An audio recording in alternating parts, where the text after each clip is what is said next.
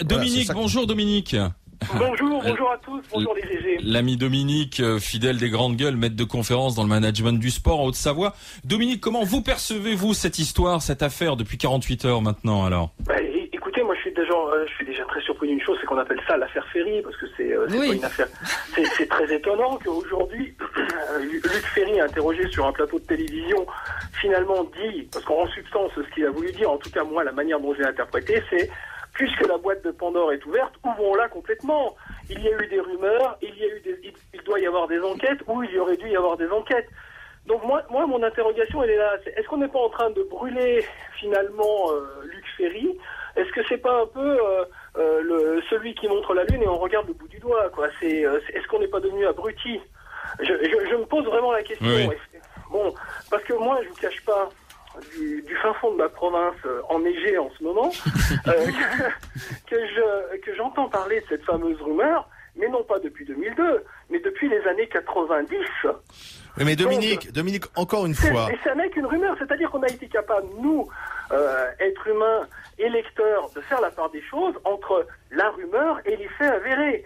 Donc maintenant, s'il y a des gens au plus haut niveau de l'État qui détiennent le moyen de la preuve, alors à ce moment-là, il faut aller au bout. Oui. Parce que maintenant, le problème, c'est que la suspicion, elle n'est pas sur Luc Ferry, elle n'est pas sur Jack Lang, elle est sur l'ensemble de la classe politique. L'ensemble de la classe politique. Qui aurait couvert la chose. Donc Dominique, vous êtes en train de nous dire qu'en ce moment, il y en a certains qui doivent se sentir très très mal dans la classe politique. Exactement. Et je pense qu'aujourd'hui, dans la classe politique, comme vous dites, il y en a certains qui doivent se sentir très très mal et qui doivent essayer de faire un petit ménage. Et je ne sais pas comment ils vont le faire, parce que avec les interactions et les élections qui vont arriver, certains... Oui, en plus, on est dans un contexte particulier d'élections, et on sait que c'est un contexte où on balance pas mal de boules puantes pour décrédibiliser l'adversaire. Et on tue le messager, parce que voilà, on tue le messager à tout hasard. Et moi, je pense que Luc Ferry doit être très très mal, parce que c'est quelqu'un que j'apprécie énormément. Et si je dois faire la part des choses, c'est plutôt vers Luc Ferry que je me tournerai. Et moi donc. Vers ceux qui sont en train de le brûler. Et moi donc. Et Dominique, merci. Salut Dominique. À bientôt sur RMC dans les GG. Alors c'est exactement un peu la tendance aussi de quelques mails où on dit si on ne dévoile pas le nom du salopard qui se livre à de tels agissements, Luc Ferry lui-même peut-être se porte complice, me dit Sandra de Bougival. Et comment voulez-vous aussi que d'un autre côté ça ne profite pas au Front National?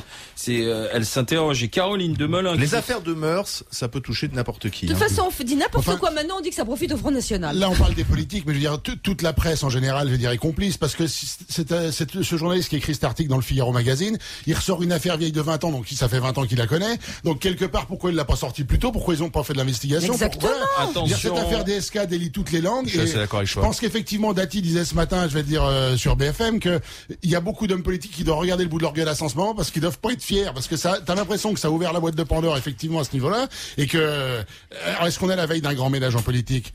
J'en sais rien. Caroline se méfie et se dit attention les rumeurs. Ça peut faire beaucoup de ménage. Rumeurs à l'approche de 2012, ça annonce une campagne qui va être très violente, qui va se dérouler au-dessous de la ceinture. Guy de Maison Alpha, on dit Luc Ferry a lu l'article dans le Figaro, mais il a un peu déformé parce que les mots ont un sens. Dans cet article, on parle de jeunes garçons et non de petits garçons. Vous avez recité effectivement votre ancien directeur des renseignements généraux qu'on a réécouté dans les GG. Il avait affirmé dans votre émission. Alors si Luc Ferry doit être entendu par la justice, quid du Premier ministre qui lui avait rapporté aussi ses propos? Et puis c'est quoi un jeune garçon? Dernier mail de Daniel qui nous dit bonjour les grandes gueules, vous êtes vraiment des faux culs. Le Figaro en parlait samedi, il y a longtemps que je le sais. C'est un ministre sous Mitterrand pour l'interrogation. Et pourquoi le Maroc ne l'a pas inquiété?